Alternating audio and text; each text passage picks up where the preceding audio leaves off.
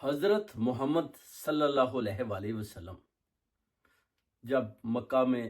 تبلیغ کرتے ہیں تو دو سہارے ایسے تھے، ایک حضرت ابی طالب اور دوسری ملکہ عرب بی بی خدیجہ الکبریٰ، جو تجارت میں 80,000 اونٹوں کا قافلہ ان کا جاتا تھا، اور بتاتے ہیں کہ کوئی 1200 مائل تک بھی جو ہے نا انہوں نے جو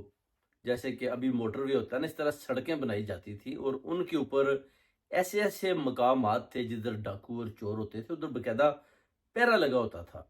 کہ جب آپ کا قافلہ ادھر ٹھہرتا تھا تو پھر پہرے ہوتے تھے کہ کوئی چور ڈاکو کسی قافلے کو لوٹ نہ لے۔ اور اتنی وہ امیر تھیں کہ آپ کہہ لیں کہ وہ کہتے ہیں جب سونے کا ڈھیر لگاتی تھی تو ایک اونٹ اس ڈھیر کے پیچھے چھپ جاتا تھا، اور آپ کہتی تھی کہ آؤ آ کر نبی کا کلمہ پڑھو اور سونا لیتے جاؤ، اور جب لوگ آتے کلمہ پڑھتے سونا لے کر چلے جاتے، جب سارا سونا ختم ہو جاتا تو آپ اپنے دوپٹے کے ساتھ حضرت محمد صلی اللہ علیہ وآلہ وسلم کا جوتا صاف کرتی اور بتاتی کہ جناب کہ حضور میں نے جو کچھ میرے بس میں تھا میں نے وہ کیا۔ اللہ تعالیٰ فرماتا ہے کہ اپنے رسول کو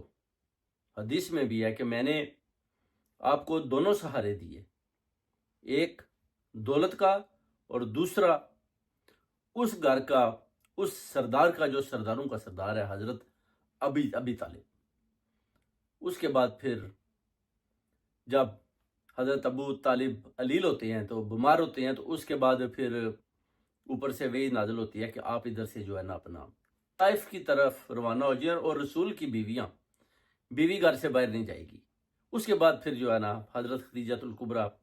گھر میں رہتی ہیں، بزنس بھی چھوڑ دیتی ہیں۔ پھر اس کے بعد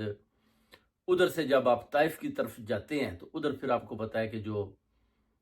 ان کے اوپر طائف میں جو پتھر برسائے گئے، وہ کہتے ہیں کہ ان کا جو حضرت محمد صلی اللہ علیہ وآلہ وسلم کا خون جو ہے نا نکل کر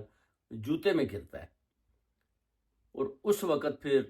جبرائیل علیہ السلام کو اللہ تعالیٰ بھیجتے ہیں کہ جائیں جا کر رسول سے پوچھیں، اور ان سے اگر وہ کہتے ہیں تو ان دونوں پہاڑوں کو جو طائف اور مکہ کے درمیان ہے آپس میں ایسے ملا دیں کہ سب کچھ تباہ و برباد کر دیں،